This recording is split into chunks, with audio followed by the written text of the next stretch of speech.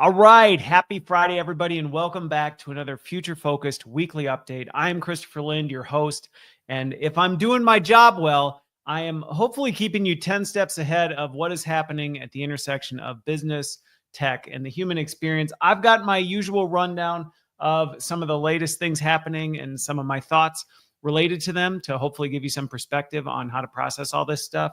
But first of all, thanks to everybody who's watching, following, sharing the content, wherever you're consuming it from.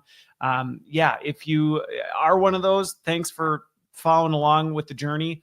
And please share with a friend. Do all the social things that you're supposed to do, like, subscribe, follow, hit the notification bell, whatever it is that you can do on the platform you're consuming it from. So I've got kind of a diverse mix this week of some different topics, some related to employability and skills and kind of the job market, some related to higher education and academia. And then, as usual, I've got to include some of the stuff coming out on AI right now for people to process through. So let's get into that. But one of the first things, before we get to number one, I just have to say, I can't remember if it was last week or the week before, when Shopify dropped its whole, we're AI first, we're all going to be including AI into hiring and everything. We're going to be doing all this stuff. We're only going to consider new headcount and job recs if this and that. And I said, just wait. This is just now going to become the pop trend. You're going to see popping off everywhere. And wouldn't you know it, this week, Duolingo, their CEO, sent out an email, and I read through the actual message itself, and almost verbatim, the exact same talking points. I'm not saying I see the future. I'm just saying when you start to see trends long enough, you start to go, yeah, I know where this is going. So don't be surprised if you're an employee and you suddenly start, or a leader or whatever, if you're in a company, just don't be surprised when you get an email from the CEO saying, we're an AI first company. We're freezing all headcount. We will be evaluating this. We are not hiring contractors until further notice, all this other stuff. Just get ready for it. And be prepared is all I'm going to say. I might talk about that more next week. We'll see. But since I just talked about it, I didn't want to repeat it. But I just thought it was entertaining as I checked my news feed this week and I was like, oh, hey, what do you know? Another one that's doing it verbatim, exactly the same. So get ready for this playbook to be run on repeat. And I guess my one piece of real quick advice, and then I'll get into my usual four, is if you're a business leader, just be careful about these pop trends, because I understand it's like where things are going, but I'm telling you right now, there's a lot more behind the scenes that people are not considering, and people are making a lot of mistakes right now. So just please do it thoughtfully. Okay. Please. Okay. Anyway, like I said, I'll come back to that another time. I've got some more interesting things that I wanted to talk through today, but I had to call attention to it because I got to chuckle, not like ha ha ha ha, but just like, oh boy, here we go again. So anyway, all right, let me move into number one. So the first one was, there was this whole slew of articles that I started seeing pop off all over the place about, reasoning models don't always say what they think. The AI is lying to us. I mean, you can pretty much think of nefarious AI as deceiving executives everywhere. I mean, if you just want a clickbait article, there's no shortage of them. And a lot of it is coming off of some Anthropic research that recently came out. Okay. And so I wanted to talk about what that Anthropic research says, what it means, what it looks like, all this stuff, because ultimately it's important to understand what it is, because it is what it seems, but it's also not quite. Now, if you want to go actually look at the research, it's 18 pages. It's fairly consumable, but it's called Reasoning Models Don't Always Say What They Think. Okay. So the title of the research itself is rather clickbaity in and of itself, but it came out of Anthropic. And if you want to go dig into all the specifics and the details and how they ran the tests and all this other stuff, you can go look at all that stuff. My goal is to break down some of the biggest highlights of it to help you understand what this all means and to see what some of these takeaways are and how we should be thinking about this. Because what I can tell you is my take on what we're seeing here is we're not going to fix this. So if the goal is how do we correct this, We don't, in my opinion. Now, there might be people who think we will. I will vehemently argue against them at any point. I don't think we will. So it's more a matter of, okay, if this is what AI does and how it operates, then how do we work alongside it knowing these things? Now, I think it's really important that I'm going to break down some terminology that I'm going to use so that you understand. And if you were to go look at the research, you'd understand what it's talking about. So let me just do a little bit of like education context setting first. A lot of what it's talking about is its COT, or its chain of thought. Now, you may have seen this if you use AI models, but when you ask it to do things, certain models, or if you put it in a certain mode, it will actually show you what looks like high-speed credits that if you were to go back and look at it, you would see like this is its reasoning. This is its thinking if you were to translate its thinking on demand. And it's an effort to undo the black box, to remove the curtain from the black box and help us peer into the AI model and see how it thinks. So when you hear things like chain of thought monitoring, COT, things like that in the AI space, just understand that's what they're referring to. This transparent reasoning that's supposed to be explainable AI, XAI type of a thing that helps you understand what the AI is doing, okay? So that's one term that you're going to hear a lot. Now, something else that comes up in this research a lot is its reinforcement learning methodology. So does it use a human feedback methodology? I can't remember the exact term for it. It's like RLHF. If you see RLHF, reinforcement learning, human feedback. This is the traditional approach that a lot of AI is trained on. You have to remember, AI doesn't just, yes, it does reinforcement learning and all this stuff, but there is a human assessment that helps then reinforce it. And one of the ways it often is done is humans tell it, yeah, I like what you gave me, what you return. And you see this even in the old models that you do yourself. If you go type something into ChatGPT or whatever model, sometimes you'll see it'll give you two different versions and it'll say, which one do you prefer? Or down at the bottom of each one, it'll give you a little thumbs up, like, was that a good response type of a thing. Now that's post the model being trained, but that same kind of process happens when they're actually training the models. And so there's two big ways of doing that. One is the human feedback reinforcement. One is outcome based, where it's just, did you get to the right answer? We don't really care how you got there. Human feedback is looking more throughout, did I like what you did? Did I like the way you went through it? We're evaluating all those things. So you're going to see it talk about some of those things. And then another term that I say a lot, or I see, thrown around a lot, that a lot of people are like, they nod, but they don't really know what it's talking about. You'll hear the term reward hacking. And what that means is when the AI finds a way to cheat the system. A good example of this would be like, let's say you tell it to do something, but somehow there's an unencrypted file that actually has the solution to what it is. And it figures out, well, if I just do this, I get the right answer all the time anyway, and you can basically hack the system. That's reward hacking. And a good example, I think I talked about this months ago, was a video game where a boat, was supposed to drive itself around. And it found out that if it actually glitched through this thing, it could do it a lot faster. And so it just started doing that all the time because it went, well, this is actually getting me the same reward, but I don't have to skip all these steps, right? It's like cheating in some ways. So that's what reward hacking is.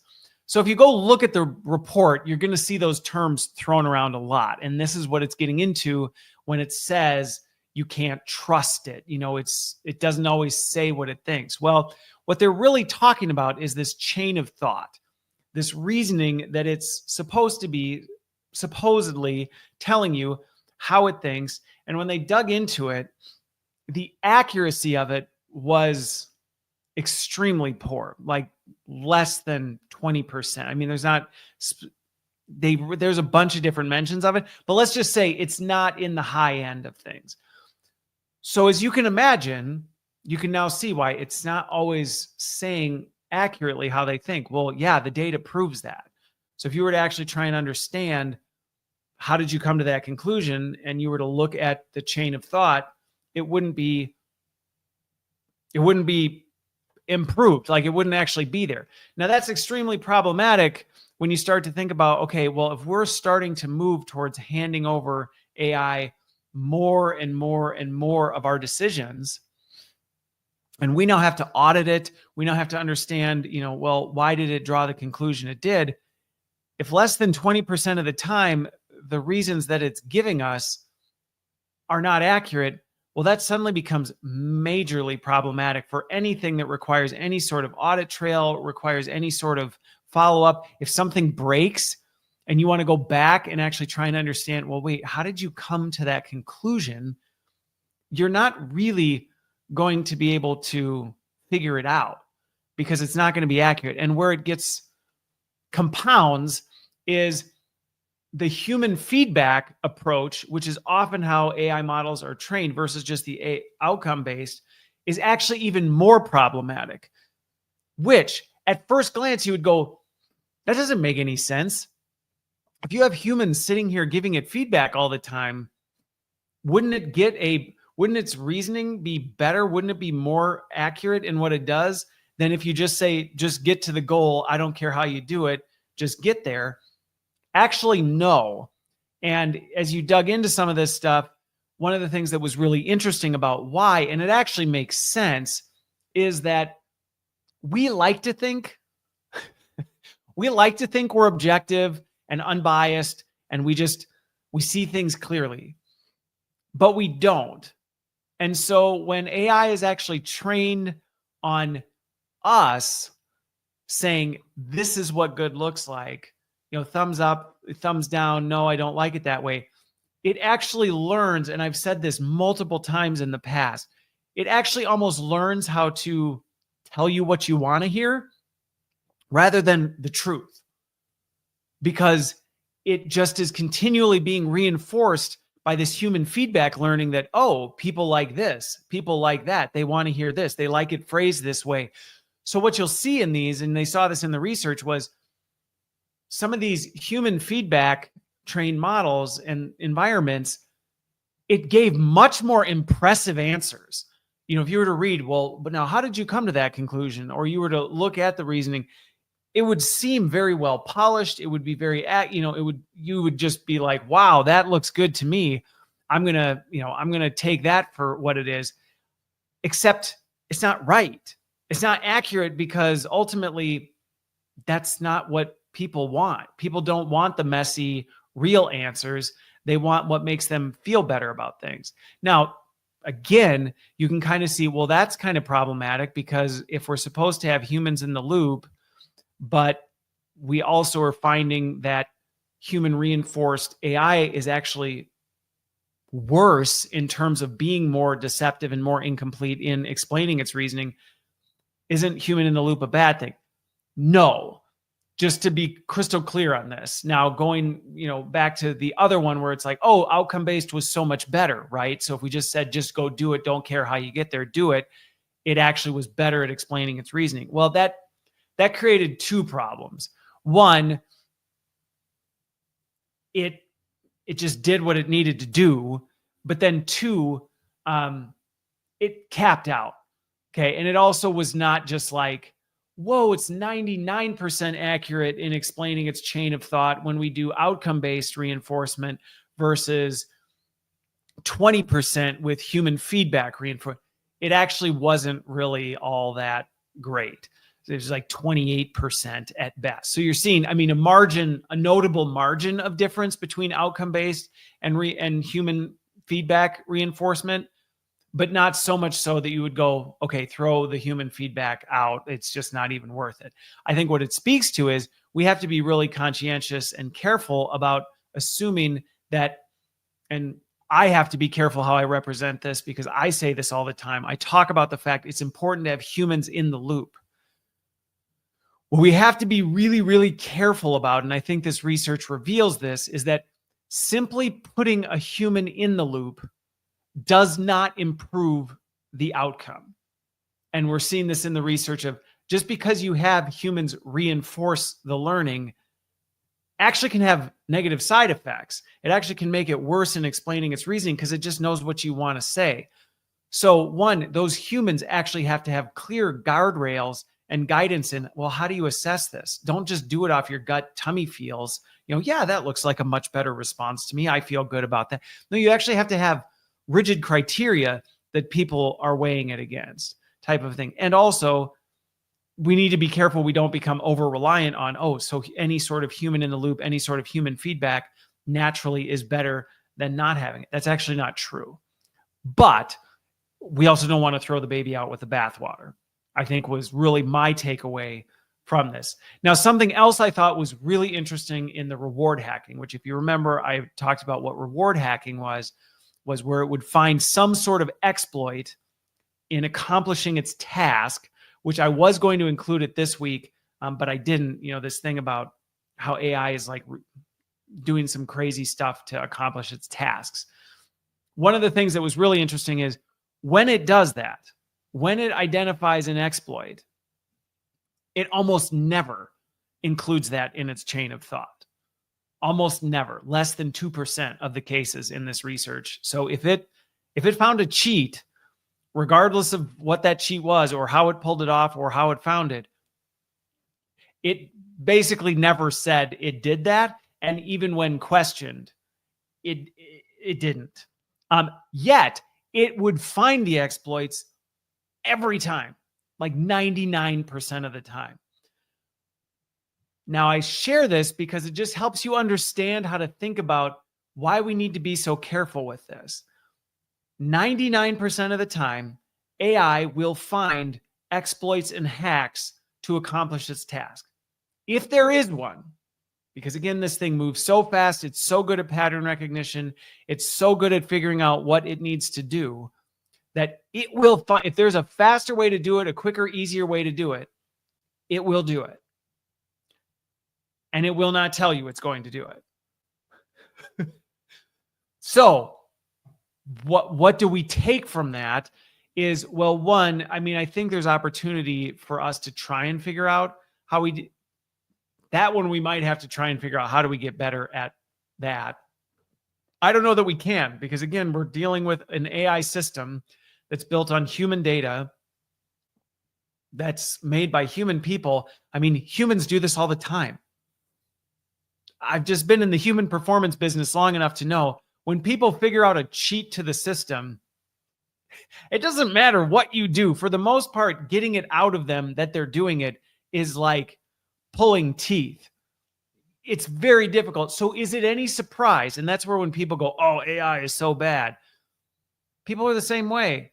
If they find an exploit and they're using an exploit, chances are they're not going to tell you they're using an exploit. They're not going to tell you they found a shortcut, regardless of, even if you ask them directly. So AI, naturally, you would expect is going to do the same thing. The difference is humans are a lot worse at finding these exploits. AI will find them. And this goes back to why going slow to go fast is so important with AI, because if there is a way it can do a better job, better, air quote, accomplish its task more efficiently, more effectively, faster, whatever that reward system is, whatever you're telling it, this is the goal I'm trying to get to. If there's a way it can find a loophole to get that done, it will find it, almost guaranteed. And then it will not tell you that that's what it's doing. So again, this is why we need to think through, okay, one, AI can't really be held accountable. So where exactly are you putting AI into your systems? How are you doing it? How are you overseeing it? How are you making sure there are people in place to be held accountable for what it does? How are you keeping people in at key decision points?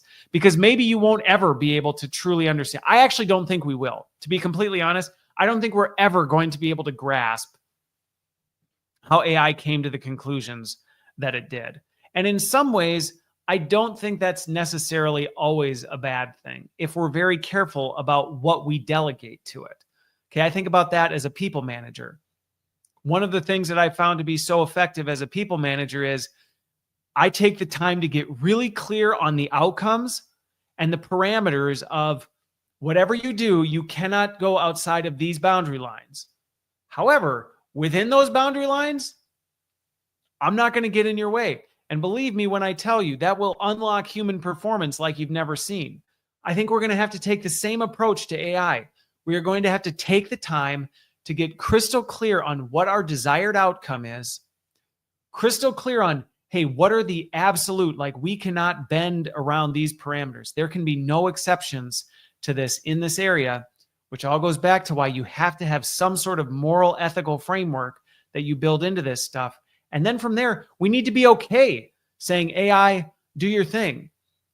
And then trusting it to do it. And yes, we need to make sure there's people, making sure that it's to the best of our ability playing inside those boundary lines. But we're going to end up spinning our wheels if we're like, so how do we get it perfect and make sure we fully understand? First of all, it's moving so fast, there's not enough hours in your lifetime 1,000 times over to try and make sense of this stuff. And so I just think it's really important. And this research, I would highly encourage anybody to actually go take the time to look at it. It really was fascinating to dig into it, but you have to dig into it with the right perspective, because you could look at this and it could completely freak you the heck out. You might completely just panic and go, oh my gosh, AI is lying to us. It's doing all this stuff. There's nothing we can do. It's just getting ahead of us. And in some ways, yes, that's true, but it doesn't necessarily have to be a bad thing. I mean, it can. Now, the other thing is this chain of thought only gets worse in terms of its ability to explain things the more complicated and the more advanced we put the AI on. So again, this goes back to, as people are in decision-making roles of where do we put AI? Just recognize the more complex, the more multifaceted, the more advanced types of things you're asking AI to do autonomously, the more likely it is to do this stuff and not be transparent with how it does. So the more clear you need to be on the parameters, the more clear you need to be on the outcomes. I mean, all this stuff, because again, it will find ways to exploit it and it will do whatever it takes to get to the finish line, whatever it takes. And you're probably not going to be able to figure out how or why, and auditing it is darn near impossible. I mean, it works in these highly systematized environments, research environments, where the whole purpose of it is to study it. Because you might listen to this whole thing and go, oh yeah, well, if it's so hard, how did they do research on it? Well, yeah, that's in a closed research environment where that is the whole purpose of the exercise. You think about a large corporation where you're just letting AI loose. Are you kidding? There's not teams of researchers following this stuff, making sure that everything is, up to code and all this other stuff. So of course it's going to get lost in the noise. So if nothing else, more reason to be thoughtful, to be intentional, to be really careful in what you do. And if you need help with it, this is why I tell people all the time, look, I'm not always just trying to pitch my wares. I'm trying to say, you need help thinking through these things, because there's corners you're not thinking around. There's things you're not considering. There's risks you're not anticipating. And AI will just continue to exploit that if you are not careful. Okay. There you go. That's the Anthropic research. And now you also better understand why you might be seeing all sorts of headlines right now about reasoning models lying and exaggerating and not being honest and all this other stuff, because the research just came out.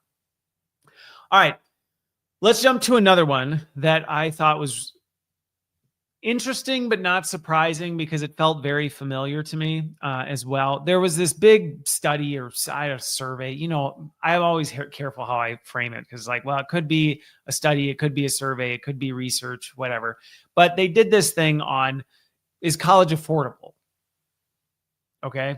And the conclusion of it, so if you've seen the headlines or things like this, is that college is becoming too costly for families making $300,000 or less.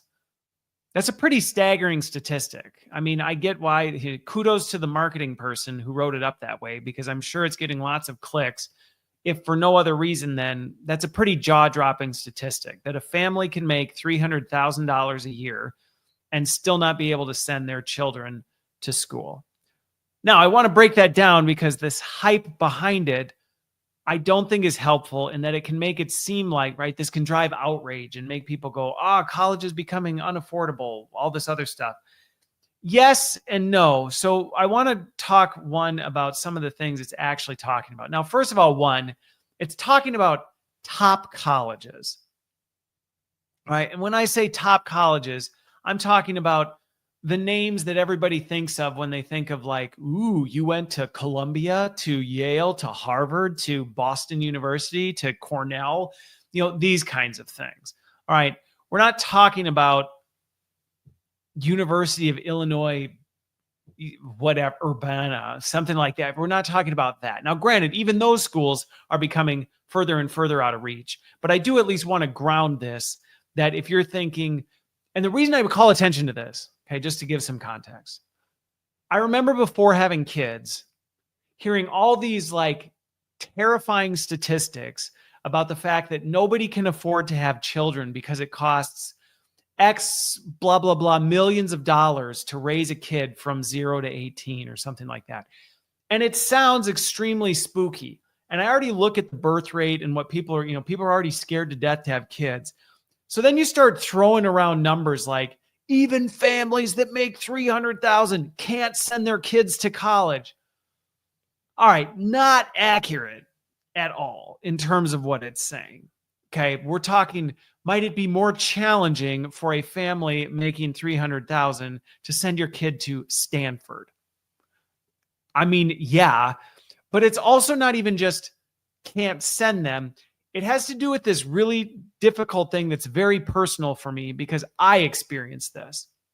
So growing up, when I went off to college, my parents were not, we'll just say, not in a desired position to support me very much financially.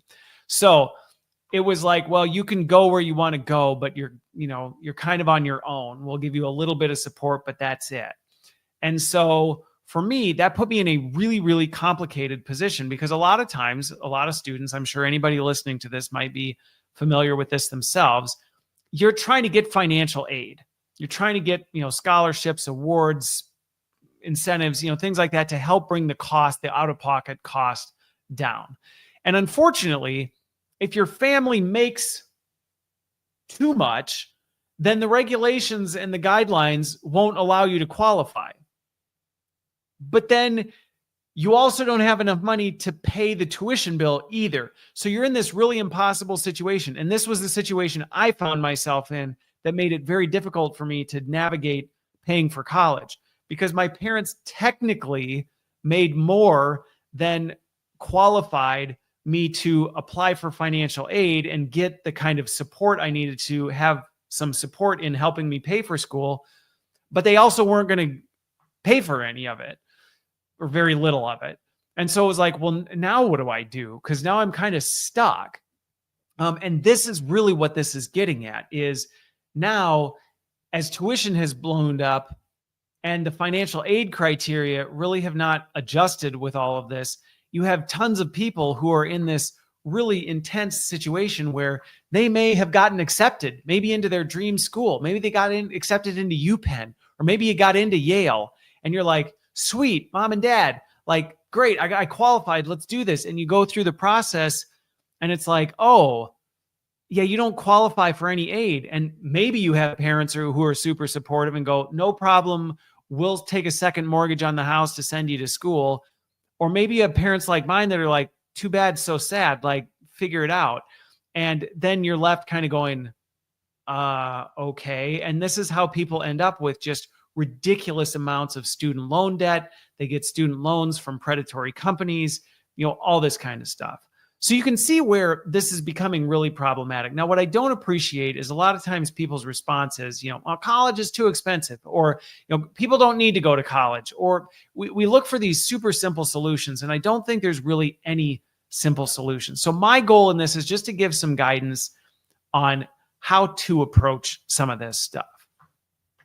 First of all, let me say this. College in general, in my opinion, is not something that people should just universally say, you have to do this. And I say that as somebody who has an undergrad and a graduate degree. I'm a big advocate for higher education. I think there's a lot of value that can come from it.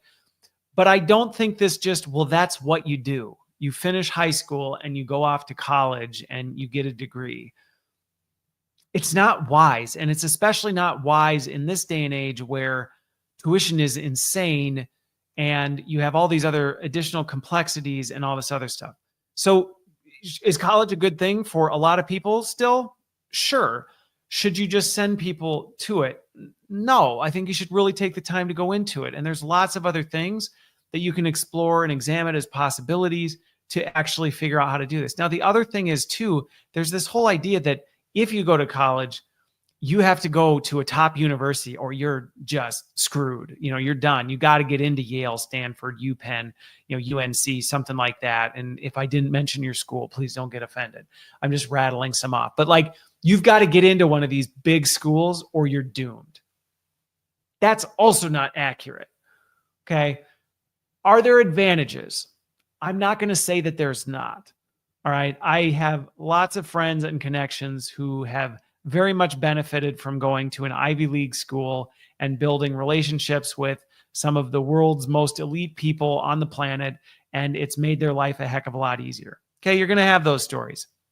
I also have lots of friends who are in triple digit, 6-figure debt for school that they couldn't afford to get a degree that didn't add any real meaningful value. And they didn't really make any of those amazing networking relationships because that wasn't really their focus. They just thought getting a degree from the school is going to magically open doors, and it didn't. So even if you decide after critically analyzing this with your children or even for yourself, and you go, I really do feel that college is the right thing, fine. Then look into what are your options? What do you qualify for? All this other stuff. And then from there, decide, do I really need to go to one of these top schools? Because honestly, the number of people I know who pursue these top schools for no reason other than just ego so that they can have a badge on their resume, it's not worth the debt and the headache of what you're dealing with for it. And I can tell you, the people coming out of these schools are not ridiculously more qualified than the ones who aren't. They just aren't. I worked for a company out east where I don't know how many Ivy League students I interviewed for jobs where I was like, there is nothing special about this. So an Ivy League degree does not make a great candidate. So if you want to go to school, you decide it's the right path, you think you're going to go to an Ivy League school, and like, okay, but don't necessarily think that's what you have to do to make things work. Okay. There are plenty of other good schools that will actually pull this together, and you can do it for a fraction of the cost. I know colleges now, you can get your undergrad for $24,000 total. That's not a year. That's total. Okay. So the idea that higher education is out of reach, out of touch for anybody, not the case. Okay. I'm just saying that you can get a higher education degree without paying oodles and oodles of money. All right. But I think the other thing is really examine what are the other alternatives. And it doesn't mean, oh, well, it's either go to school or go into the trades, even though I think the trades are an extremely viable, really valuable path for lots of people to take. I think it's a great path for people to explore and examine. And you can do extremely well in that. And I would just encourage anybody to explore that as a viable option. There's no second class path for it.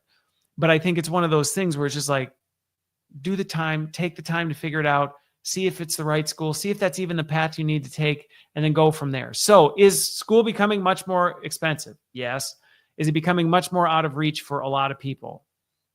I mean, yeah, in a traditional sense. Does that mean that you can't go to school anymore or you're going to have to sink yourself in debt? No. Should you even be thinking you have to go to college in the first place? No.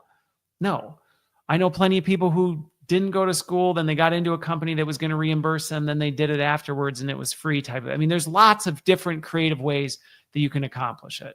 So one, school's not the only path. Higher education is not the only path. But even if it's the path, you don't have to take the freaking path that this kind of thing pushes that says you've got to do this and it's got to be at this school and it's going to set you back this many $100,000. So you're doomed.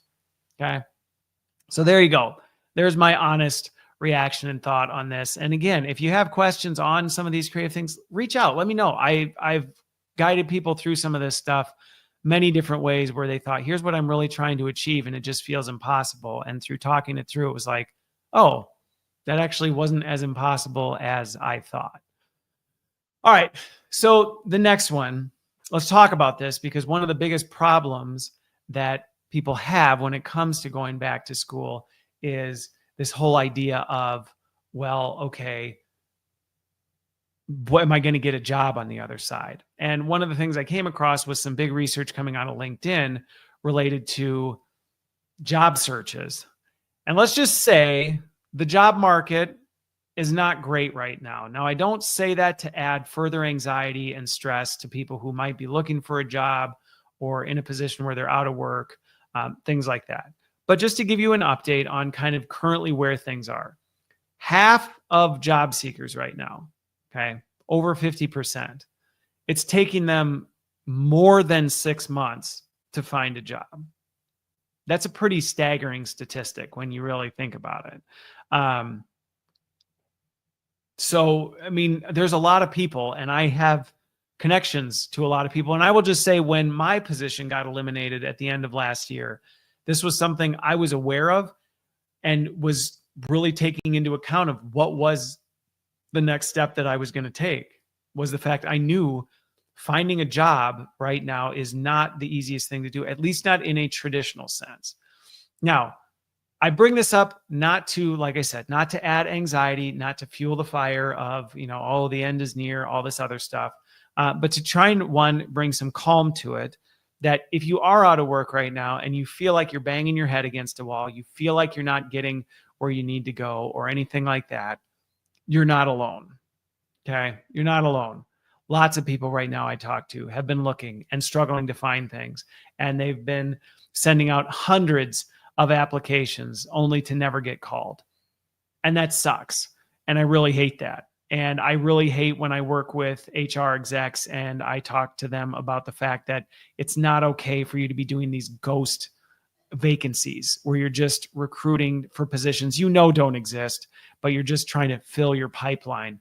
And people are getting excited about possible job opportunities when really these aren't even jobs that exist. They're not planned for it. There's no funded headcount for it. It's literally just empty vacancies designed to bring in pipeline candidates and give the appearance that everything's normal. So I share that insider information.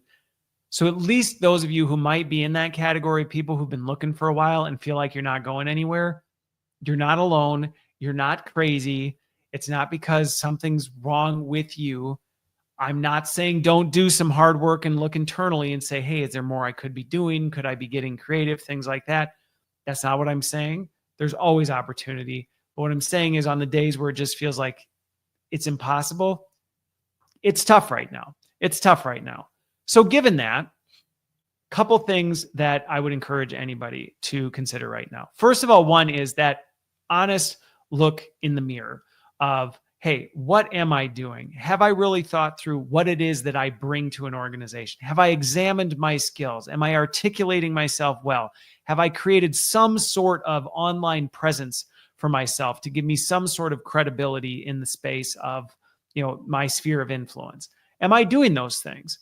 Sure. Am I regularly networking with people and seeking out opportunities? Am I doing that kind of work? If not, then sure, do more of that. If you are, then don't get stressed and beat yourself up and things like that. I mean, get feedback from other people and tweak it and adjust it, fine. But always look internally first, because the only thing you can control is yourself. And so the best thing you can do is go, well, are there things I could be doing better? If ultimately you look at it and go, I really am doing what I can, then I think the next thing I would say is it might be an opportunity for you to evaluate, one, is it time for maybe a shift in where I'm working? Now, one of the things that was interesting was LinkedIn had this list of there are certain fields that do not have these long timelines. Sales, program and project management, research, anything in healthcare services. So like the healthcare service industry is booming. And interestingly, human resources is also growing. So maybe you need to reposition your skills, not make a total career shift, but maybe you go, maybe I figure out how to connect my skills to those kinds of jobs, because maybe if I focus my attention in, and maybe you go, I'm not a salesperson. Okay. Maybe you're a sales enablement person. Maybe you're kind of that support function that helps in the post-sales process.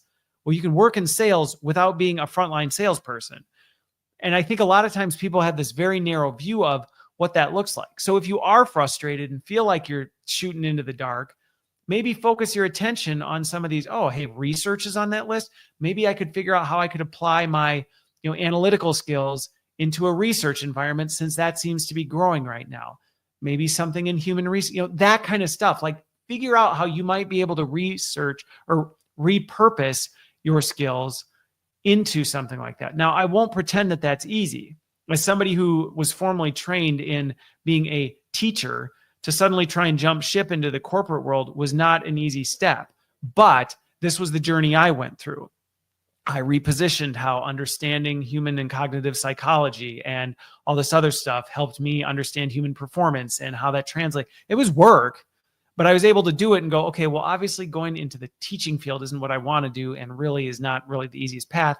So I just repositioned my skills for a different function, a different area of focus. And I think that's another option for people right now.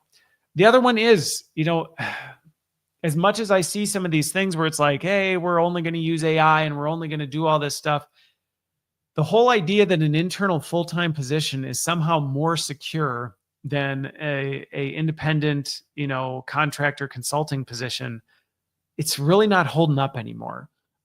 It is just a very vulnerable environment no matter where you are. Now, that's not to say, hey, everybody quit your job and go be a consultant, because that's a challenge in and of itself. Having been working on that diligently since January, I will say it's not exactly an easy path to cut. And this is coming from somebody who has a very large sphere of influence, lots of connections, and a relatively sizable brand around me. So it's no small task to take on, but it is something that I think people can at least start considering. And that may be true even if you're in a full-time employment role right now.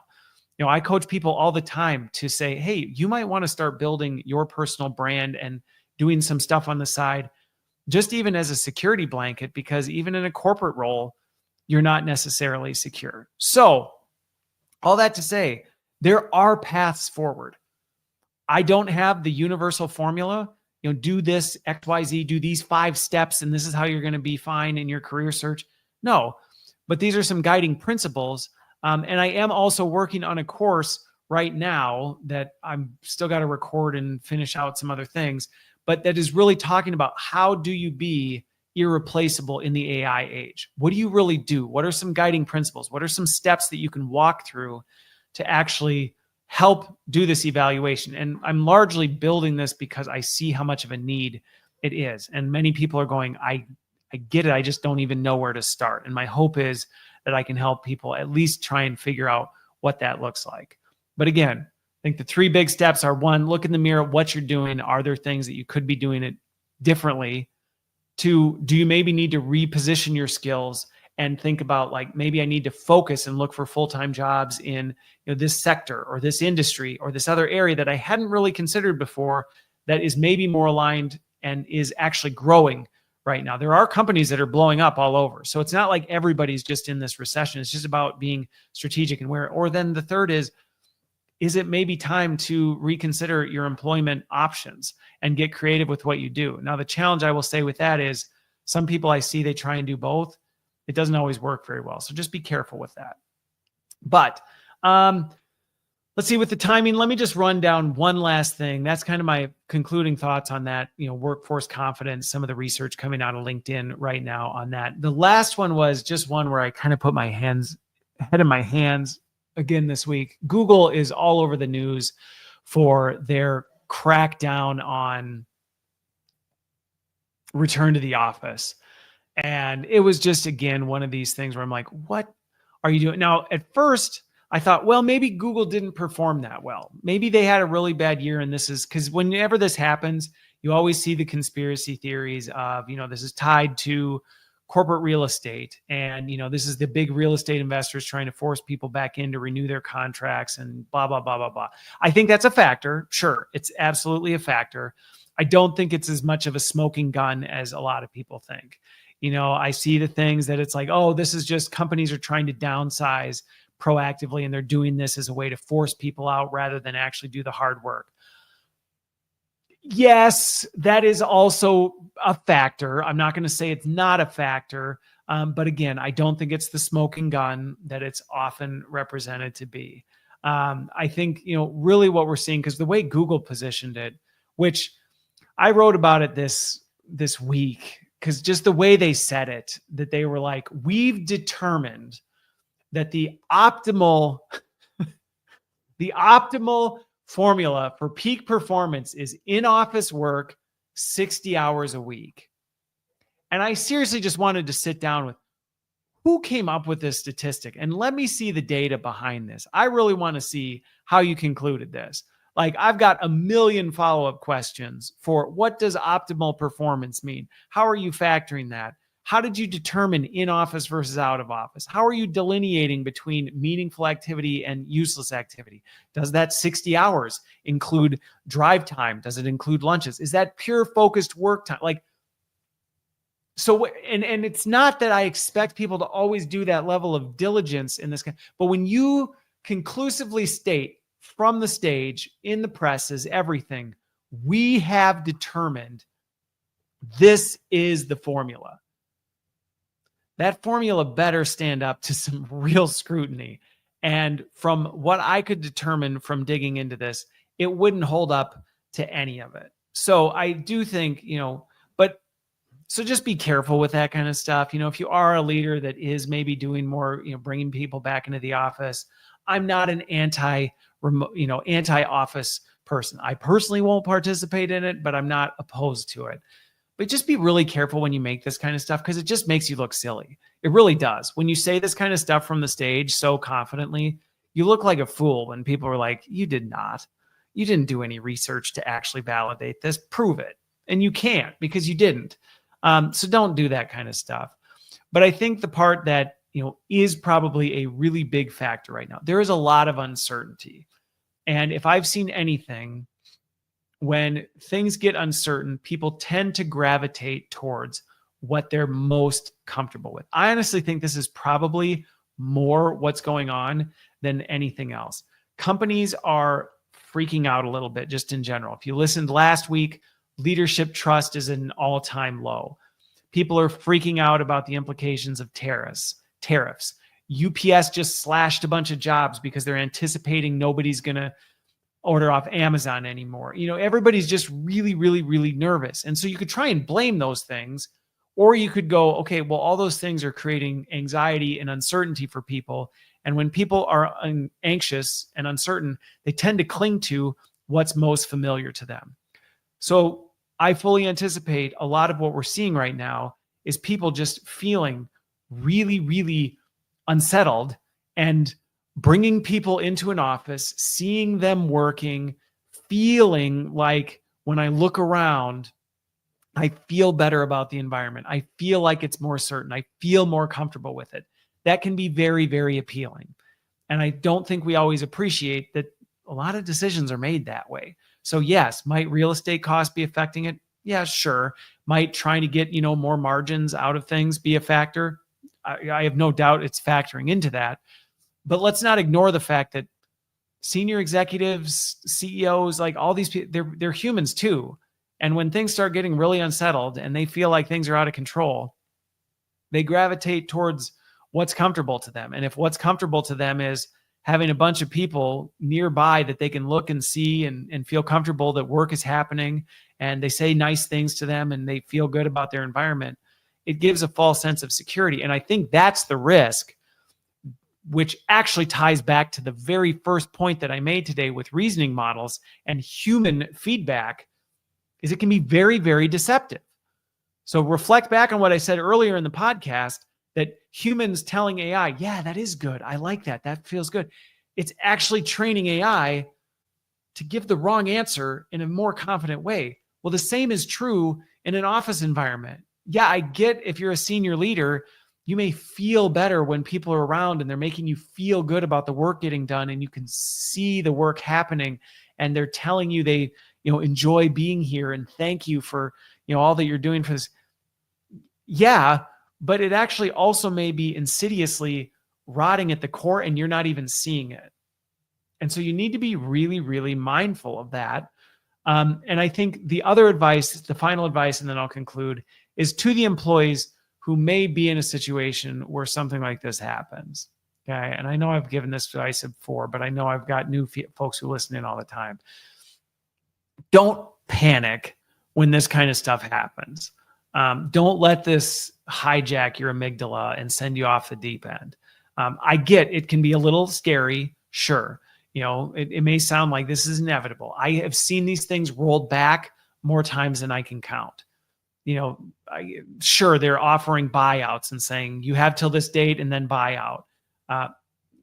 Don't be the first one to sign that paperwork. Okay, that's just the one thing I will say. Wait as long as humanly possible. If you decide this isn't what I want to do, wait it out, see how it goes. But the other thing is, do what you can to try and encourage the leaders and the people around you to see that things are okay. Reduce their anxiety level. Help them feel comfortable about the environment they're in, because the reality is, I'm telling you, human discomfort and anxiety fuels more of this stuff than most people realize. And nobody wants to talk about it because it's like embarrassing to say, I just want to bring people back into the office because I'm a little insecure. You're not going to hear a CEO or a C-suite exec ever say that from the stage, which is really unfortunate because I wish they would, because then we could actually deal with the problem. But you're never going to hear them say, it just makes me feel bad when I come into an empty office. I feel like I'm failing. Makes me question how valuable I am as a leader. Okay. And if you say, well, Christopher, that's ridiculous. Nobody thinks it. Yeah, they do. And I know because I hear it in coaching sessions all the time. So if you can help reduce the anxiety, if you can help make people feel more calm, they're less likely to make stupid moves like this. And I know last week I was a little hard on employees related to the leadership thing, saying, don't just point your fingers at the leader. Recognize we're in this situation also because of your contributions. The same is true with this. If you are not contributing to helping keep things calm, helping show that, hey, work is still getting done, helping being proactive in doing the things that give people that comfort level in the office, in a non-office environment, you are actually contributing to this problem. And that's just the reality of things. So be aware of it, not that you can fix it, but so that you can be part of the solution instead of, well, you're either part of the solution or you're part of the problem. There really is no middle ground. So wouldn't you rather be part of the solution? All right. With that, I hope you found this helpful. I hope you have a great rest of your week, and we will see you on the